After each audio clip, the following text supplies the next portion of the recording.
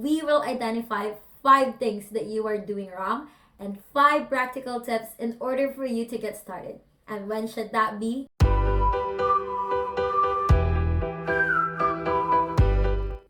Hi everyone, AJ here. Welcome back to my channel.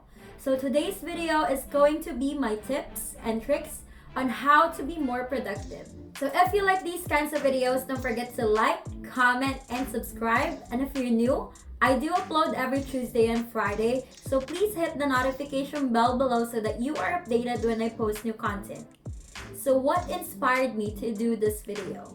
It is because I wanted to help you. Yes, you and everyone that is watching this video. I know a lot of us wants to accomplish something, and may it be wanting to learn how to put on makeup, wanting to get started with a skincare routine, or even start investing. So if you've been putting something behind that you should be doing for a long time, then you are in the right place, because today we will identify 5 things that you are doing wrong and 5 practical tips in order for you to get started. And when should that be? After this video. So here's the number 1 thing that you're doing wrong. It is that you don't plan out your day. Now don't get me wrong guys, I love to be spontaneous. I know everybody loves to be spontaneous. However, if there's something that you want to start for so long, then this is not the time for us to be spontaneous. Have you ever heard of that phrase from Benjamin Franklin? That if you fail to plan, you plan to fail. Have you ever woke up one day and realize that you don't want to do something? It's like you don't feel like doing anything, and that is because you don't plan. So here's what you should do. You have to identify what really it is that you want to accomplish, and then take a step back. What do you need to do in order to get to step 2 and step 3? Of course, there should be a step 1. What is it that you have to get to in order for you to move forward? And then you should also ask these things to yourself. Why do I want to do this?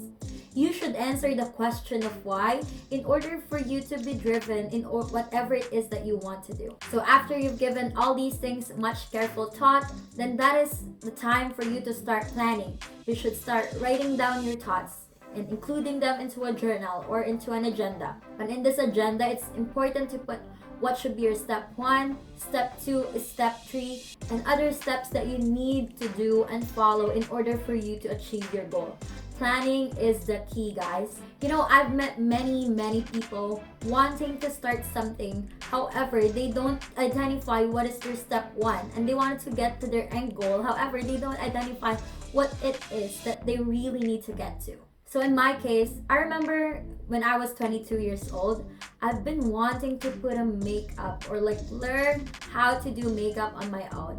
I've seen so many YouTube videos, so many YouTube tutorials, things like that. However, if I just stay in my bed and I just, watch those endless YouTube videos without actually taking action, then I would never learn how to put on makeup on my own. So I identified what it requires me to be able to learn this skill.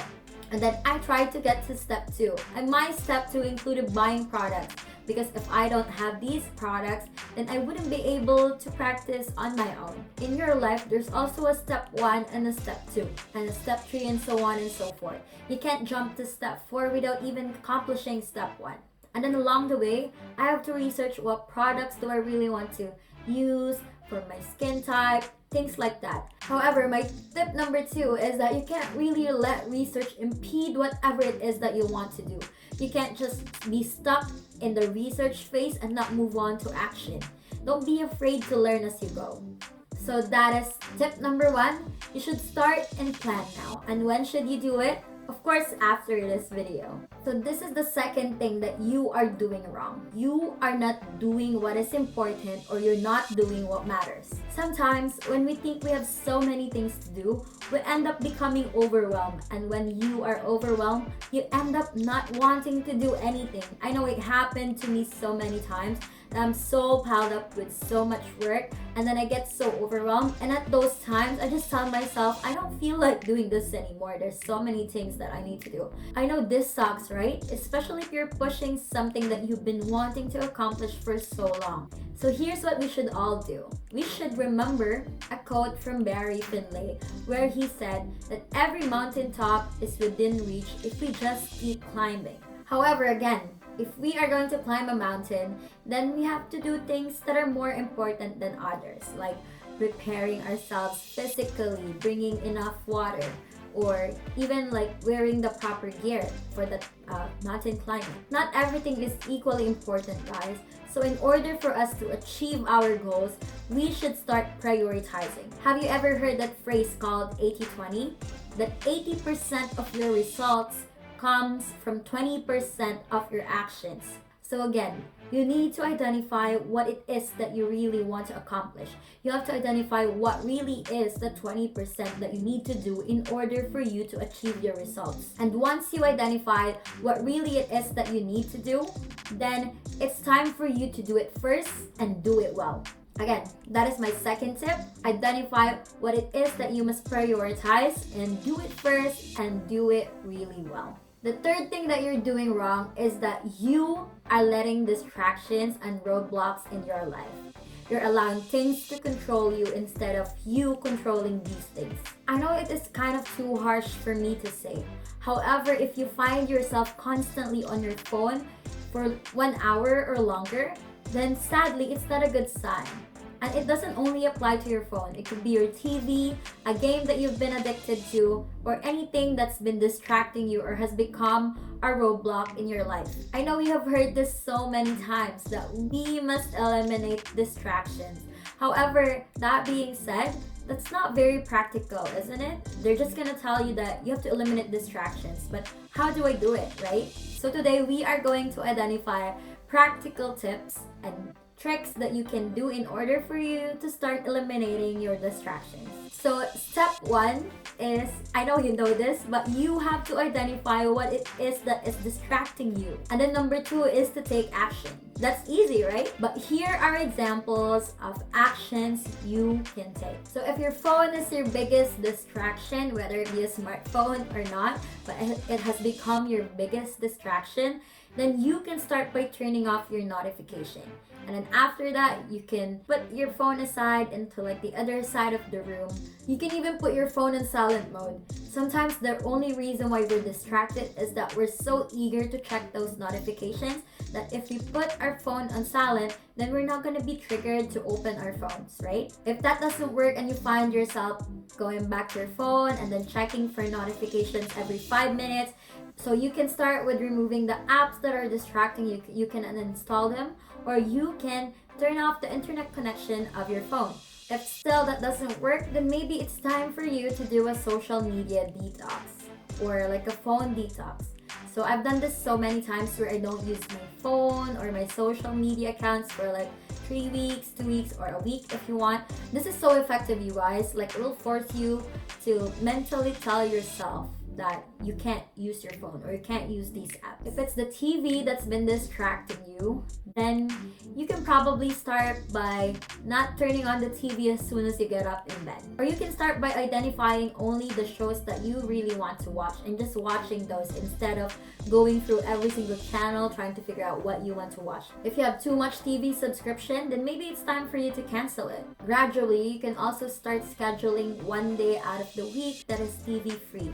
And then you can gradually increase that to 2 days or 3 days until you remove the TV addiction. And last but not the least, if that still doesn't work, then maybe it's time for you to throw away the remote or like hiding the cables, things like that. And lastly, if it is a game that has been your biggest distraction, I know it's common for so many people that games usually distract them. But honestly, with games, it's similar to TV. You just limit your game time or keep those consoles out of your sight. Like if you are addicted to playing PS4 or Nintendo Switch or Xbox, then it's time for you to take those out of your living room or out of your bedroom and then put them out of sight. If those games are on your phone, then it's time for you to download an app blocker in order for those games to be silent, or you can't play those games at a specific time of the day. If you are really serious though to remove your game addiction, then it's time for you to tell your friends and family that you really want to eliminate this addiction. You can be accountable to them, and you can tell them to ask how you're doing from time to time. Honestly, we're getting distracted because we are not telling our minds no. So we have to learn how to tell our minds the word no. And the first step really is to identify what it is that is distracting us, and being mindful to not do those things and do not allow these things to control us, especially if we should be the one controlling them. The fourth thing that you're doing wrong is that you're not rewarding yourself. You could tell me, Asia, you just said that you can't be rewarding yourself too much. Yes, that's correct. You can't reward yourself too much, especially if it's taking so much of your time. However, if you don't reward yourself, there are so many implications of that is also negative. Have you been into a kind of situation where sometimes you want to achieve something so bad that you end up pushing yourself too much, that you forget to sleep on time, you forget to take breaks, you forget to eat? I admit I'm doing this, especially when I was in university, because I felt inferior towards my classmates. I always felt like they're so good and I'm not that talented, that they are smart and then I'm not that smart, and there's so many things that I need to work on in my life in order for me to be able to reach the level that they're in. I had so many insecurities when I was in university, and it wasn't healthy. I guess one of the reasons why I felt so insecure at that time is because I keep on thinking to myself that English is not my first language, and it has become a barrier for me to, reach the level that they are in. So I've always put myself into too much pressure, and it wasn't healthy because I've always told myself that I have to work twice as hard than my classmates. However, when I was preparing for my CPA board exam, there is one advice that I keep on hearing from a lot of people, and that is, you should take a break. I'm like, really? Is that what we really need to do? Like, I know we all need to pass, and taking a break shouldn't be one thing that we should be doing, right? Well, apparently I am wrong, because a lot of people who have gone through the CPA board exam before I did, who passed the exam, they keep on telling me that you need to take a break. Because if you don't, instead of passing the board exam or even getting the results that you want, you will be burnt out. So when I was preparing myself for that board exam, I keep on reminding myself this, that life is a marathon, not a sprint. Anything that you're doing, it is a marathon, not a sprint. You can't be doing your best during today or like the next week and then the next month or like for one entire year and just lack off the next week or the next year. No, you can't do that in anything that you're doing in life. You have to constantly deliver. You have to constantly perform your best. You have to constantly stay excellent. But again, just listening to what I said, it's like that's too much pressure for you, right? That is why my next tip is so crucial and important, which is to take a break and have a reward system. We have to listen to our own bodies. Our own bodies know when it's tired or when it's exhausted. You have to listen to your own body, because if you don't, you're gonna get burnt out. Don't beat yourself up if you're tired or if you're sleepy. You're human after all. We're all humans. What I usually like to do before I take on large tasks or difficult tasks is that I would take naps in between. So if I am tired, I would take a nap for like an hour, and then I would be energized to do the tasks that I need to accomplish. Or if I have a deadline, then I take an hour nap before I work on something. It's also important for us to have a reward system because our brains react well to those things. Honestly, a reward system doesn't have to be extravagant. It could be taking a break every hour for 5 minutes. Or if you accomplish something bigger, you can put something on your calendar to celebrate. Something like getting bubble tea or getting Jollibee or getting those things that you are craving for. You can set your own reward system, whatever it is that will motivate you to accomplish your goals. One of the biggest things that I like giving myself, especially when I have exams, is that when I'm eyeing an expensive palette at Sephora, things like that, or like a skincare product that I've been wanting to get for so long. So if I get a certain grade or if I pass all my exams, I usually get myself a palette or anything that I've been wanting to get for so long. Again, it's important for you to have a reward system and take breaks. Don't be guilty if you have these things. These are essential for you and your mental health. Last but not the least is the most important, which is implementation. When it comes to implementation, we have to be reminded that we only have 24 hours a day. And when we implement, we have to do that efficiently. So here's one thing that you are doing wrong. You're taking your time. When we take our time, we end up taking forever in doing the things that are usually gonna last us for like 30 minutes to do. It usually takes us an hour or 2 hours. The one problem that we are all guilty of is that we take our time. And that is why we take forever to finish a task. In real life, there is no one to tell us about our deadlines. That we have to pay the bills at this date, we have to pay our credit cards at this date, that we need to run our errands at this date in order for us to be able to be free on the weekends. No one is gonna tell us what to do about those things. With all these things that we want to accomplish, the reality is that no one will remind us when are we going to do them and what do we really need to do. And with these things, sadly, we have to set time on our own. So here is a pro tip if you want to accomplish something, and that is to set deadlines. If you want to learn a new language, you want to learn a new instrument, you want to communicate in English better, you can set a deadline like 6 months from today, and you can start tracking your progress towards that goal. If you are writing a blog post, you are writing an essay, you are writing a paper for school, then set a timer.